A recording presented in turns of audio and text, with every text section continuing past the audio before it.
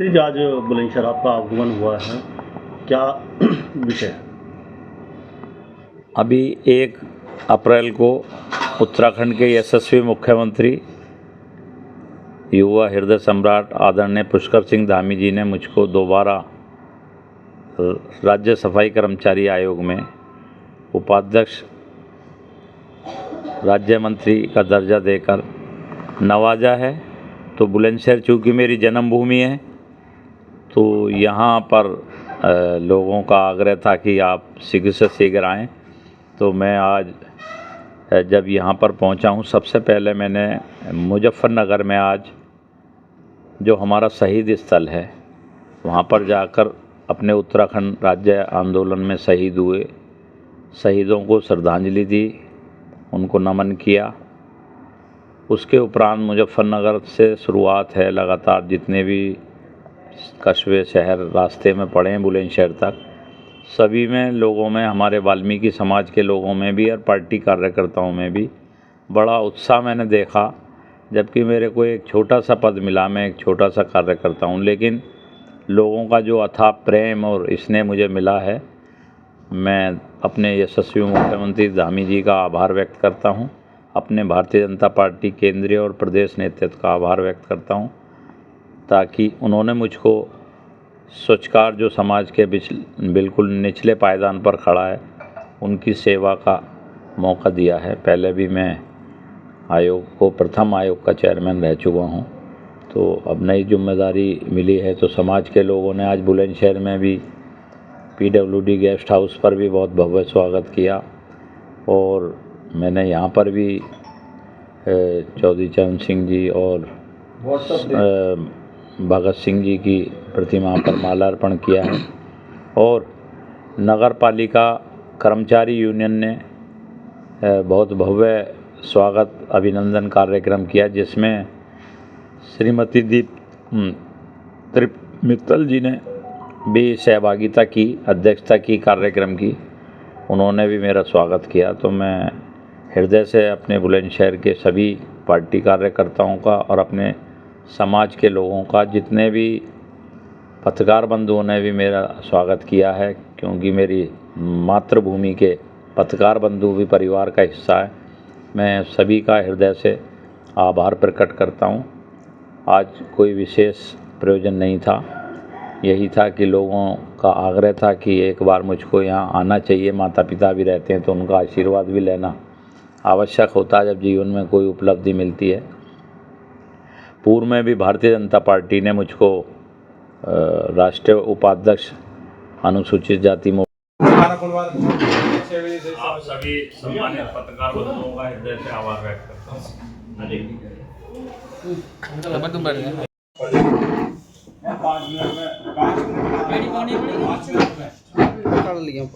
अभी रुक जाओ।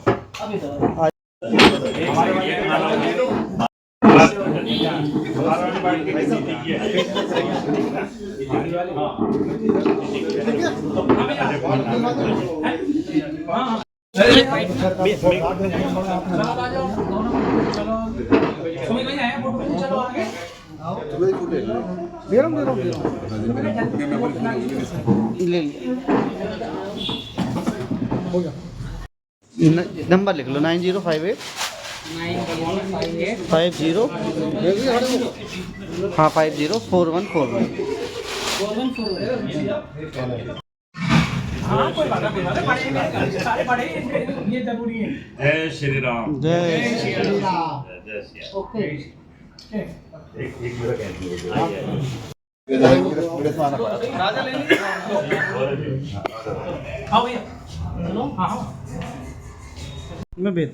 कॉर्पोरेशन में कई कमेटियों का उसमें चेयरमैन होने का मोदी साहब ने मुझे गौरव प्रदान किया, और मैंने बखूबी अपने कर्तव्यों का निर्वहन किया पूरी निष्ठा और ईमानदारी के साथ। इसके अलावा मैं जो हाथ से मैला उठाने का काम स्वच्छकार करते हैं पूरे देश में, उसकी भी कमेटी में मैं तीसरी बार कार्य कर रहा हूँ। पूरे देश में आना जाना मेरा रहता है। मैनुअल स्कैवेंजर्स की बहुत सारी प्रॉब्लम्स हैं। मोदी सरकार का मैं आभार प्रकट करना चाहूँगा। कांग्रेस ने मात्र 13,000 लोगों का देश में सर्वेक्षण किया था, उसके बाद लगभग हम 60,000 लोग हमारे जो है इसमें चयनित हुए और उनको 40-40 हज़ार रुपये मोदी सरकार ने अनुदान राशि दी है। 50 लाख तक के उनको स्वरोजगार के लिए ऋण दे रहे हैं, उनको ट्रेनिंग प्रोग्राम दिए हैं मोदी सरकार ने। मोदी जी और योगी जी ने भी अभी आपने देखा होगा कुंभ में सहभोज किया स्वच्छकारों के साथ। स्वच्छता मित्रों को उन्होंने आउटसोर्स में मात्र 7-8 हज़ार रुपये उनको मिलते थे, 16 हज़ार उन्होंने अभी मिनिमम किया है। 5 लाख रुपए बीमा देने की भी बात हुई है। उत्तराखंड में मैं अपने यशस्वी मुख्यमंत्री जी से 3 साल पहले 15,000 का सफाई कर्मियों का वेतन हमने कराया। 5 लाख का बीमा इसी वाल्मीकि जयंती पर किया है। आयुष्मान का भी लाभ दे रहे हैं, गोल्डन कार्ड भी। तो मैं अपने दामी जी का भी आभार प्रकट करूंगा जिन्होंने स्वच्छकारों की सुध लेने का काम किया है। अभी हमारे यहाँ एक घोषणा और हुई है, संभवतः उत्तर प्रदेश में भी मुख्यमंत्री जी संज्ञान लेंगे। धामी जी ने कहा है कि और कैबिनेट में पास कर दिया है कि 10 साल से जो कर्मचारी किसी भी विभाग में कार्य कर रहे हैं तो उनको नियमित किया जाएगा। उसके लिए कोई ठोस नीति बनाकर शीघ्र नियमित करने की कार्य योजना के अधिकारियों को निर्देश जारी हो चुके, कैबिनेट में पास हो चुका। मैं योगी सरकार से भी निवेदन करूंगा, अनुरोध करूंगा मुख्यमंत्री जी से कि आप जो है स्वच्छकारों के प्रति हमदर्दी दिखाते रहें शुरू से ही, तो इनको नियमित करने की दिशा में भी कदम उठाना चाहिए। दूसरे, लगातार निगमों की संख्या, निकायों की संख्या बढ़ाई जा रही है, वार्डों की संख्या बढ़ती है, लेकिन सफाई कर्मियों की भर्ती नहीं हो पाती है। ये बहुत एक गंभीर चिंता का विषय है। स्वच्छ भारत मिशन जो है प्रधानमंत्री जी का ड्रीम प्रोजेक्ट है, तो उसको आगे बढ़ाने के लिए स्वच्छकारों के भर्ती भी आवश्यक है। वहीं समाज को भी जागरूक होने का जो संकल्प प्रधानमंत्री जी ने व्यक्त किया, कोई कार्य छोटा बड़ा नहीं होता। पहले सफाई कर्मी से लोग छुआछूत करते थे। स्वच्छ भारत अभियान में आप सब ने देखा है कि चाहे सांसद हैं, मंत्री हैं, विधायक हैं, खुद प्रधानमंत्री जी ने झाड़ू पकड़ के एक संदेश दिया कि ये भी एक कार्य है। विदेशों में भी ये कार्य होता, वहाँ कोई किसी से छुआछूत नहीं करता। सफाई का काम पूरी सृष्टि में जहाँ पर भी आबादी है वहाँ होता ही होता। तो ये सामाजिक समरसता का भी बहुत अच्छा संदेश दिया है मोदी साहब ने और योगी जी ने। महर्षि वाल्मीकि एयरपोर्ट भी बनाया, आपने देखा राम मंदिर के उद्घाटन से पूर्व। इसी प्रकार से कोरोना में भी कोरोना योद्धा घोषित किया उनको। राजनीतिक भागीदारी भी 2 हमारे पहली बार राज्यसभा में सांसद मोदी साहब द्वारा भेजे गए हैं। एक उत्तर प्रदेश से हमारे अनूप प्रधान वाल्मीकि जी को भी राजस्व मंत्री से संसद में भेजने का काम किया। पंजाब में भी 2 टिकट और दिए थे, हंसराज हंस जी को और एक और। तो निश्चित तौर पे मोदी जी और भारतीय जनता पार्टी अनुसूचित जाति के उत्थान और विकास के लिए काम कर रही है। पंचतीर्थ का निर्माण मोदी जी ने करके बाबा साहब को जो सम्मान दिया, पूरे देश का अनुसूचित समाज आज मोदी जी के साथ है।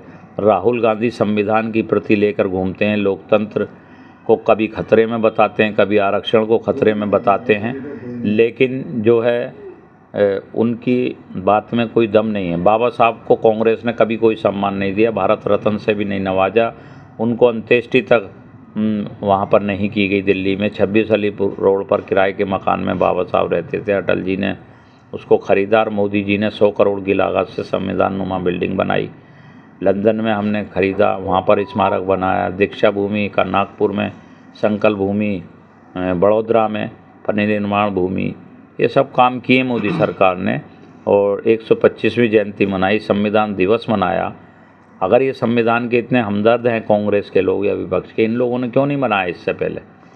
26 और 27 नवंबर 2015 को विशेष सत्र पार्लियामेंट का मोदी जी चलवाते हैं। लोगों को बाबा साहब का जो राष्ट्र के प्रति योगदान था उसके बारे में पूर्ण जानकारी मिलती है। नहीं तो लोग जो हैं यही अपेक्षा करते थे कि बाबा साहब ने केवल आरक्षण दिया दलितों को, महिलाओं को आज जितने अधिकार मिल रहे हैं, श्रमिकों को जितने अधिकार मिल रहे हैं, महिलाओं को मैटरनिटी लीव मिलती है, ये सब बाबा साहब की देन है। तो बाबा साहब ने 370 का भी विरोध किया था, नेहरू जी माने नहीं। समान नागरिक संहिता के पक्षधर थे। आज मैं गर्व से कह सकता हूँ जिस राज्य में मैं राजनीति करता हूँ, मेरी जो कर्म भूमि है देवभूमि उत्तराखंड, वहाँ के यशस्वी मुख्यमंत्री पुष्कर सिंह धामी जी ने उसको साकार कर दिया और उत्तराखंड में समान नागरिक संहिता बिल लागू किया जा चुका। देश का पहला राज्य है। तो इसी प्रकार से हमारे धामी जी ने वहाँ गरीबों के बच्चों को भी रोज़गार मिल सके, नकल विरोधी कानून लाए। जो माफिया थे वो पेपर लीक कर देते थे एग्ज़ाम में, तो सबसे देश का कठोर कानून वहाँ बनाया है और उसमें उम्र कैद तक का प्रावधान किया है। नकल विरोधी, धर्मांतरण विरोधी कानून लाए हैं। तो इस प्रकार से लगातार वहाँ पर विकास के कार्य बढ़ रहे हैं। डबल इंजन की सरकार में मोदी जी ने वहाँ पहाड़ों पर रेल पहुँचाने का भी काम किया है। जल्दी ही ऋषिकेश से कर्णप्रयाग तक रेल का सफ़र करेंगे। देहरादून से दिल्ली की दूरी मात्र चंद दिनों में हम लोग 2.5 घंटे 2 घंटे में मेट्रो पर पहुँच जाएंगे। मेट्रो भी और ट्रेन का काफ़ी जाल बिछाया, सड़कों का जाल बिछाया है। एयर कनेक्टिविटी बढ़ी है। मोदी जी के नेतृत्व में देश का चहुमुखी विकास हो रहा है। पूरी देश और दुनिया में भारत का सम्मान बढ़ रहा है। तो निश्चित तौर पर आज हम 5वीं अर्थव्यवस्था भी मोदी जी का संकल्प है। आने वाले इस कार्यकाल में ही हम भारत को तीसरी अर्थव्यवस्था के रूप में विकसित कर देंगे। सर, आपकी जन्मस्थली रही है और उत्तराखंड भी रहा है, तो क्या कहेंगे वहाँ की जनता से? देखिए, दोनों राज्य पहले एक ही राज्य थे। मेरा सौभाग्य है कि मेरा जन्म उत्तर प्रदेश में हुआ, बुलंदशहर में, और मेरा यह भी सौभाग्य है कि देवभूमि जो पवित्र आध्यात्मिकता की दृष्टि से भूमि है वो मेरी कर्म भूमि बनी।